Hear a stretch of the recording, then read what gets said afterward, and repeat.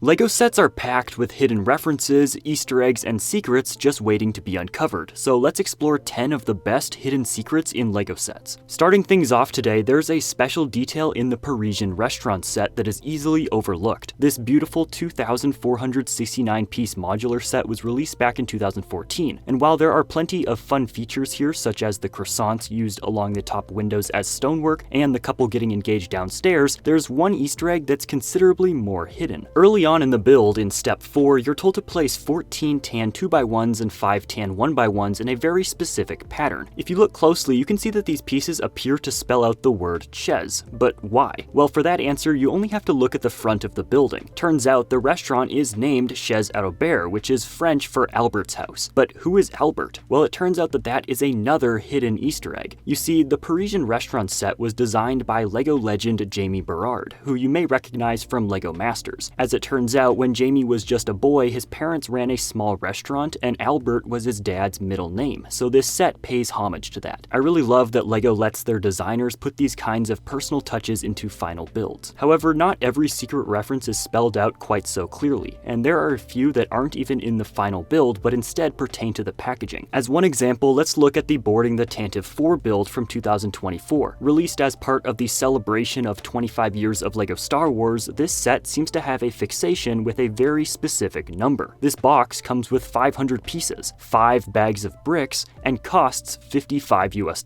But that's not all. When you get to bag 5, you're rewarded with this set's exclusive minifigure, Fives, from the Clone Wars. A few other small references can be found across a range of LEGO packages too. I mean, just check out this guitar hiding on the Fender Stratocaster box towards the bottom, as well as Iron Man's helmet on this set box, and these minifigure lightsaber pieces depicted on Luke Skywalker's bust. Now, on the topic of Star Wars, the Executive Super Star Destroyer is one of the newest Star Destroyer sets, and it's built in midi scale, which is in between minifigure scale and miniature scale. One very small detail while building this set flew under a lot of people's radars, but I think it's one of the most genius yet subtle Easter eggs I've ever seen in a LEGO set. In one step, we need to stack 2 1x1 round studs on top of each other. No problem, that's easy. The very next step though gets a little weird, as we now need to stack 6 pairs of differently colored 1x1 studs and place them next to each other. Why not just use 2 2x3 plates to fill this space? Well, that's because this is actually recreating one of the film's most famous scenes, where Darth Vader issues instructions to the bounty hunters hired to track down the rebels. As a fun fact, this scene is also the very first appearance of everyone's favorite bounty hunter, Boba Fett. Moving on and stopping by LEGO City, let's take a look at the Jungle Explorer ATV Red Panda mission from 2024's Jungle Exploration sub-theme. This 92-piece build is fine, but nothing really to write home about. However, longtime LEGO fans might just recognize the driver. If you don't remember the LEGO Adventurers line, it ran from 1998 to 2003 and covered settings such as Egypt, Dino Island, and the jungle. Overall, this theme was fantastic and gave a whole generation of builders their first real taste of what LEGO could do. Throughout all of these sets, we followed our intrepid hero, Johnny Thunder, as he and his pals trek through the adventure-rich world. And, well, since Johnny's retirement in 2003, he's popped up a few times around the LEGO universe. In the Ninjago City docks, we learn that he now runs his very own adventure tour company. He appears in the Ninjago movie as a master builder, and he even appears in a photograph in the Mummy Museum Mystery from the Scooby-Doo line. However, although pictures of Johnny were floating around in some LEGO sets, it seemed that he had disappeared for good, as he didn't really appear in any sets as a figure for nearly 20 years. That is, until Series 19 of collectible minifigures was released in 2019. One of these guys was pretty familiar. The Jungle Explorer bears more than just a passing resemblance to Johnny Thunder, and as it turns out, that's no coincidence. This is a direct re-imaging and was confirmed by the designers to be a new version of the classic hero. And so all of that brings us to the Red Panda mission. This set comes with a single Jungle Explorer minifigure as well as a brand new LEGO Red Panda piece. While it's a little bit odd to see Johnny Thunder driving around a vehicle that looks more modern, it's certainly a welcome sight. I guess he must have found the Fountain of Youth or maybe a time machine somewhere during his journey. Now, as any adventurer knows, you won't make it too far without a map, and the same Red Panda mission set gives us a brand new map tile. On top of this, we got 3 more new map tiles spread across this same new jungle exploration line, and as a few people on Reddit noticed pretty quickly, they all match up to form a single giant map. map. However, this isn't even the coolest Easter egg found on a LEGO map. This classic 2x2 tile has appeared in 29 sets, from Monster Fighters to LEGO Friends, and while it might seem like any other treasure map on the surface, movie buffs might recognize it for what it truly is. This piece was originally released in 2008 as part of 3 Indiana Jones sets: the Indiana Jones Motorcycle Chase set, the Jungle Duel set, and the Peril in Peru set. After opening up these boxes, many fans were quick to recognize the origin of this map. It's actually an exact copy of the map used to find the Holy Grail in Indiana Jones and the Last Crusade. Moving on, another thing that LEGO loves hiding in sets is flags. Usually, these are meant to be a nod to the creator of the set, such as the small Italian flag hiding in the base of the incredible A-frame cabin. You see, the creator of this set that submitted the design on LEGO Ideas was from Milan, Italy. A similar hidden shoutout can be found in the Tales of the Space Age Ideas build, where a Polish flag can be found in honor of fan designer Jan Wadznica. Next up, there's a really clever secret behind the LEGO Western theme that I want to tell you about, and as I do me a quick favor and quickly tap that subscribe button if you're enjoying all these secrets and Easter eggs. Alright, LEGO Western released 20 LEGO sets from 1997 to 1998, and as anyone who's ever seen a Western movie can tell you, you need at least 2 ingredients for any good tale. 1, a law-bringing sheriff, and 2, a gang of rambunctious outlaws. And well, as it turns out, LEGO Western had both of these bases covered. It seems that these plastic frontier folk were being terrorized by a small gang of bandits: Dewey Cheatham, Black Bart, and their infamous leader, Flatfoot Thompson, which is kind of funny and ironic since Flatfoot is an old slang word for police officer. Maybe that's why in a few countries, LEGO actually renamed this character Prairie Pete, although this may have also just been an additional nickname. Nonetheless, it seems that old Flatfoot here was quite the slippery sort, as wanted posters calling for his capture appeared in a total of 5 sets from 1996 all the way until 2002. Well, kind of. Initially, this piece was included in a couple sets, namely the Gold City Junction and Sheriff's Lockup builds from 1996, as well as 2 different Wild West accessory packs from 1997 and 1999. The final set with this piece was released in 2002 when LEGO re-released the Sheriff's Lockup set. Now, with a reward of $500 in the Western time period, he must have done some pretty bad stuff, although it's worth mentioning that the poster calls for his capture dead or alive, and while that was pretty common back in the day, I can't imagine that LEGO would put something like this on any of their more modern sets. Oh, and I can't move on without pointing out that unlike 99% of minifigures ever made, Flatfoot Thompson actually has a printed nose. Why? Well, I'm not entirely sure, but it's a cool touch nonetheless. Now, the LEGO Batman Collectible Minifigures Series 2 gave us some pretty deep cuts from the DC universe, but my favorite of all of them has got to be the Apache Chief. Not because I'm a huge fan or anything, but because of the wonderfully random accessory. Within the bag for this figure, you'll find a 1x3 printed tile that seems to be a row of pictures from a photo booth. In the pictures, it seems that our hero here is being scared off by some kind of monkey, and while this could be just a random primate, the far more likely option is that this is Gleek, the fun yet incredibly forgettable sidekick to the Wonder Twins who fought crime alongside Apache Chief in the Justice League. While we still haven't ever gotten a Gleek minifigure, he did appear in the LEGO Batman movie, so maybe there's hope for someday down the road. However, as another potential reference for this piece, there's a scene from the 2002 US sitcom Arrested Development where one of the characters is chased out of a photo booth by a goat, and the images are pretty similar. Although that might be a stretch, Will Arnett, who voices LEGO Batman, was a star in this older show, so there's at least a chance that the two are related or inspired by each other. Now, while most Easter eggs are fairly easy to understand and comprehend once you find them, some are a bit more of a challenge, and that's the case with this little reference in the Upside Down set based on Netflix's Stranger Things. While building Hopper's truck, you're supposed to place a single pumpkin into the truck's cabin. Why? Well, it seems that even fans were a little bit confused on this one. As it turns out, this is a reference to a single scene in the show's second season where the character is called out to a pumpkin patch to investigate a few strange things. The pumpkin doesn't really have any real story relevance, so this was certainly a very small nod to die-hard fans of the show. Up next, the Boutique Hotel is a gorgeous 3,000-piece build that's hiding several references references and Easter eggs. One fun little detail can be found in the hotel lobby. Sitting on the receptionist desk is a 2x2 tile with an exclusive print. It's the hotel guest book, and it's signed by a few names that you might recognize from other modular buildings, such as the chef from the Parisian restaurant named Albert and the garage owner from the corner garage named Joe. It's cool to see how interlinked these modular sets are. But that's not the only tie-in, because in the lobby there's a small painting hanging on one wall, and according to the set's official instructions,